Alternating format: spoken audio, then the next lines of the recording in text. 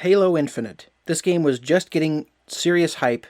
It was building and building and building after that tech demo. So many people were singing its praises, saying how great it feels to play and how great it looks. They couldn't say enough things about it that were positive. They were riding a wave of positivity for the past few weeks, and now it just comes to a screeching halt. It's weird that it just keeps flip-flopping. Last year when they announced the whole game was delayed a year, it was really bad news, and people's hype was just deflated. Actually, it was twofold. It was after the reveal, and people were like, doesn't look too great graphically, and then the Craig memes and all that stuff, and then the delay. That had a compounding effect where people were like, well, there goes all the wind in my sails for that game. So then they come back and show more E3 this year, and then they have a little multiplayer trailer, and then they have a tech demo, and everyone's like, okay, this game's back on track. We're doing good. Looks great. And then, boom! They hit another brick wall. So these are my thoughts about the really, really, really not good news that Halo Infinite will not ship with co-op campaign or Forge at launch. This is really bad news. First of all, I'd just like to say, what is going on at 343? I don't understand. This studio was founded, 2008 or 9? They've been around for a while. The first thing they did was create DLC for Halo Reach, I believe. And then they started up Halo Waypoint. They were running that for a while. And their first full game that they did all by themselves was Halo 4. And we all know how much how divisive that game was. I feel like it wasn't as divisive as what came next, but at the time I think it was still pretty divisive. I think with the benefit of hindsight, people look back more fondly on it, especially now after 5. But from what I know, I'm pretty sure I heard that 343 was actually they weren't game developers, I think, or at least, they weren't, they were a studio completely made internally by Microsoft, specifically to make Halo games, and maybe half of them were game developers, but I also heard that they got animators from Pixar and some people from Hollywood involved, which is strange. But you'd think after 11 years, something like that, you'd think that they would have their act together, because Halo 4, basically no one liked the multiplayer because it fell off a cliff. Nobody played it after not very long. I think it was maybe 6 months to a year and nobody played it anymore. And the campaign was, I thought was a good first effort for their very first game without Bungie. I thought they did an admirable job on that game. I don't think it's terrible by any means. I do think that some of the art style choices were questionable. Some of the writing in the game is not particularly up to par with the previous games. But overall, I thought they did a pretty good job. And they had Forge at launch, which is kind of embarrassing for Infinite, but they had Forge at launch. They had Theater. I think they had Theater. I don't know if it might have been broken, though. So you had that game. And then moving on to 5, there's really not much to say about 5 that you don't already know if you're a Halo fan. But it was notoriously disliked, except this time it had the reverse problem. People liked the multiplayer for the most part. They enjoyed it, including myself, even though it didn't feel like classic Halo. It was a new spin on it, but I still enjoyed it for what it was. And most people, including myself, thought their campaign in 5 was the weakest of the franchise. So when we move on to Infinite, I think the thing with that game, I think what happened is, I think they already had a plot outline for Infinite. Well, I think at the time it was probably called Halo 6. But I think they already had a trajectory of where they were going with the next game. And I think they had to slam on the brakes and just go back to the drawing board after everyone hated 5. Because they ended on a cliffhanger. They clearly had an idea of where they were going, and they're just like, okay, hang on, we gotta start over. So I think that's what's taking so long, because right now it's been nearly 6 years since Halo 5. In October it'll be 6 years. In the past, Halo games have always been every 3 years. So with Infinite, they've had double the time to make this game. They've had, I think I read $500 million, which is, if that's true, that's one of the most expensive games ever made. And what happened?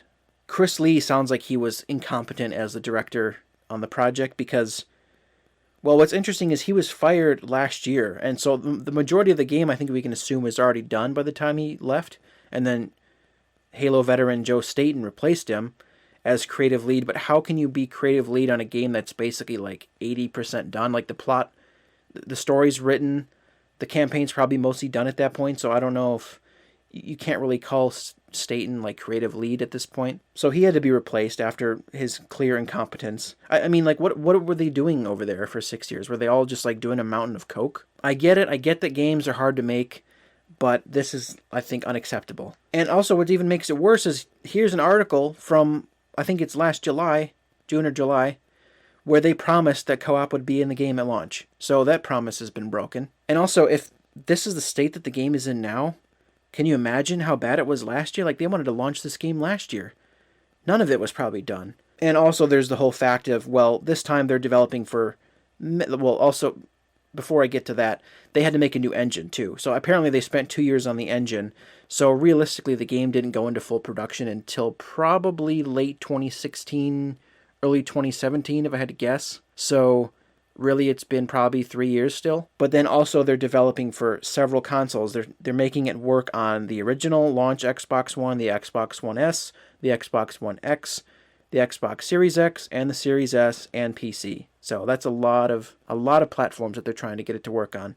Personally, I think they should have ditched last gen for this game, but I guess I understand that they needed that existing user base. But then again, it could have moved units for them. And also, Halo 5's Forge was delayed. That didn't come at launch. I believe that came 3 months later. And also, I think to this day, Theater in Halo 5, the Theater mode, is still broken. It just doesn't work. It seems like they just gave up. I do think the post-launch support for Halo 5 was better than 4. Like, much better. With their free updates. But of course, they had the loot box system, which won't be a thing anymore. And I'm telling you, this is a symptom of a bigger problem in the games industry, is the whole mentality of, well, because like in that quote in the video, he says, Joe Staten says something about it being how they considered delaying the game again because of this, but then they figured, no, we're going to release it anyway because it's a live game. Everything's a live game. It's just an excuse to not finish your games and put them out half done because you know that you're promising to put stuff out later. It's the live service model. It's really screwing things up, because Halo 3 was in 2007 and it came with campaign, multiplayer, theater, Forge, playable elites, dual wielding, assassinations weren't in 3, but all that was day 1. And now you got like half of that. Now you got campaign, multiplayer, no playable elites, no dual wielding, no assassinations, no Forge. I don't know if I said that already. I don't know about theater. And I mean, what happened? Some of those things I understand, like dual wielding not being in it. It hasn't been a thing since Reach, and I think, or no, since 3, right? And it's because it's a balancing issue. That I can understand. And then even playable elites I can sort of understand. But co-op campaign has been a staple of the series since the beginning. And everybody was up in arms when 5 came out and there was no split screen. And they said they wouldn't make that mistake again. Now, there's still going to be split screen, but co-op, even online co-op campaign isn't going to be a thing at launch. And now, personally, my personal take on this is, I'm of two minds of this, because for one, I wanted to play the game with my sister because we've played through all the Halo games. But the problem that a lot of people are going to have, and I really feel for all the people that have made a tradition of making this their first playthrough in a new Halo game together, that's just not going to happen anymore. For those people, the game is essentially delayed. For all the people that are like, I will not play the new Halo unless it's with a co-op partner, for them, the game is delayed by 3 months. And the real problem is the game is leaked already. And so if you want to avoid spoilers, you have to play the game ASAP. So you might not want to wait that long to play with someone else because you'll get spoiled. You know how it goes. You're on YouTube, you accidentally stumble across a thumbnail you didn't want to see, and you're spoiled. Happens to me all the time. So I really feel for the people that can't play this game for their first run with someone else. And part of me wanted to do that this time, but I also wanted to record my first playthrough, and I couldn't do that simultaneously. I didn't want to be in party chat with someone and recording my first playthrough. So personally, I don't think this is going to affect me because I'll play through the game alone the first time, and then my subsequent replays will be in co-op with my sister or whoever. But like I said, some people will not play unless it's with someone else, so they're getting screwed by this. And I just don't get it. They've had all this time, and like, think about it. Halo, by the time Infinite comes out, it will be like 6 years. And so they've made one game in the same time that it took Bungie to make essentially 3 games. Because between like, I don't know if Halo probably started development in like 2000, if I had to guess, and then Halo 3 released in 2007. They made an entire trilogy in 6 years or so. They made a whole trilogy in the same time, and those were feature complete too. They weren't like half baked. In the same time that it took 343 to make this game. It's really bad. And I don't want to have to bash 343. I want them to succeed. I want this game to be good. But I can't just sit by and accept everything that they're doing and be like, oh, well, I love the franchise. I'm just going to eat up anything they tell me and say it's fine. Who cares if it's not complete? I have to criticize them because it's something I love. And you know what's really bad is all these things that won't be there at launch, but you know for a fact, you know what will be working perfectly at launch? The in-game store. You can bet on that. That's the same thing that happens with like Call of Duty is features aren't there, things aren't working, but dang nabbit, they'll make sure the in-game store and microtransactions work flawlessly because they got to get those microtransaction bucks. I'm starting to question. I mean, this is I think 343's last chance. Like they have to deliver with this game, or Microsoft is gonna put the franchise on someone else's hands. And personally, if I was Microsoft, I would say, okay, we now own id Tech because they own id. What I would have, I mean, it's kind of too late now because the game is supposed, and I don't buy this still, that this is supposedly a 10-year game where they're going to keep adding like big like story updates and stuff too and not have Halo 7, 8, etc. But like I said, it's too late now. But if they are to make another Halo game one day, I think that the best course of action is to have 343 work alongside with id Tech or work with the id Tech engine and with id to make the next Halo game because id makes amazing FPS games. I love Doom Eternal. I think it's a perfect fit. id Tech is really powerful. Instead of using their own proprietary engine, I think it would be pretty nice. I don't know if the engine can be upgraded over time because I'm still confused by the whole 10-year game thing because, I mean, the only assumption I have is that they're going to be, every few years, drop some massive story expansion that you just download. And that's essentially your quote-unquote Halo 7 or whatever. And Joe Staten's going to write for those because he teased on Twitter. He put a picture of like his PDF file, and he was saying something like hashtag launch is just the beginning. So he's insinuating that he's going to be writing for the series again because he's written books more recently in Halo franchise. So I think he might come back to writing for the games. But yeah, this whole situation just is a bummer. And like I said, it's not going to affect me as much. For me, I think Forge actually hurts more than co-op campaign, and I know for a lot of people it's the other way around because a lot of people like to play with others. But Forge, I just like goofing off in Forge. Like one of the things I loved to do in the old games is when a new Halo came out, the first thing I would like with 3, Reach, and 4, and then even 5 when Forge eventually came out. The first thing I would do is spawn all the weapons and try them all out.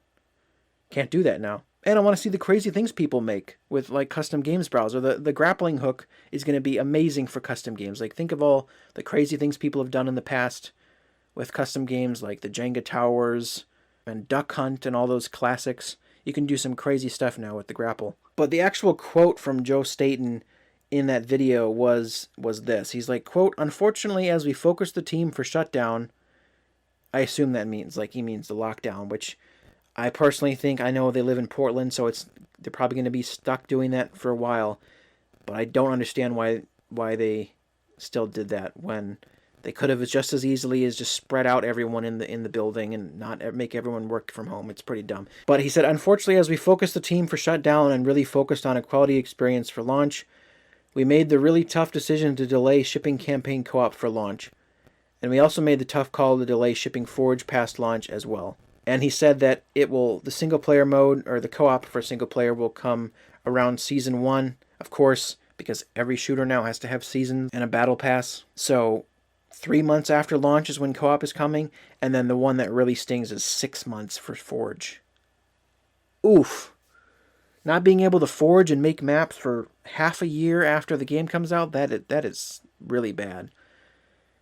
It's not good because like that's what keeps people around after you finish campaign and you've played a lot of multiplayer. People love goofing around in custom games and making stuff. So the fact that that's not going to be there for that long, that really blows. And also I get the game is like open world this time, so it's probably a much more complex game to make.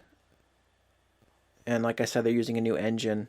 But still, come on, guys. It's like the Anthem thing. Those guys had so long to make Anthem, and that was a disaster. I don't want this game, and they're probably scared of a Cyberpunk situation. They don't want any feature to be not working when it comes out because nobody wants to repeat what Cyberpunk did.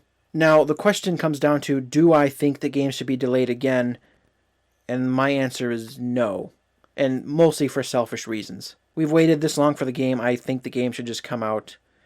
I don't think they should delay it for 3 more months for co-op because if I had to guess, I think over 50% of the people that are going to play campaign will play it alone. So I think that is not worth delaying the game again because, well, what's worse optics? The game gets delayed again, or there's no co-op campaign in Forge at launch. I think delaying it again would be worse optics. So unfortunately, I think I have to concede to Joe Staten here and be like, okay, fine, release the game without these 2 features. It's not ideal, but unfortunately, it's what has to happen, I think. And we still don't have a firm release date. They're still saying holiday, but they're adamant that it's this year. And I know there's people out there that are saying delay the game, but I don't know if I don't think I agree with them. What do you guys think? Do you think they should delay it or not? And also, do you play these games solo or with other people? Like, does this really bum you out? Like, were you planning to play with somebody else? Because I've heard stories of like, oh, I was going to play this because I just introduced my girlfriend to Halo and we were going to play this together, and yeah, that sucks. Or like fathers and sons that play together. All those stories, like, ooh, that's, man. But I think that's all I really have to say about this whole debacle. It's still my most anticipated game of the year. I hope, and we're going to see it again, I think, in just a day. As of this recording, Gamescom is tomorrow. So I think we are undoubtedly going to see another big campaign chunk, because we've seen that little glimpse at E3 campaign, but we haven't seen a big chunk of it since last year at that one event, that Xbox event. So I'm hoping that the campaign and multiplayer are so good and it blows everyone away that they're like, okay, we can wait for co-op. Like it's worth the wait for the other 2 modes, that these can satiate us because it's going to be worth it in the end. But they have to deliver. They've had a okay campaign and a bad campaign, so I hope third time's a charm. That's it. Let me know what you think in the comments about this craziness about Halo. Thank you for watching, and I'll see you next time.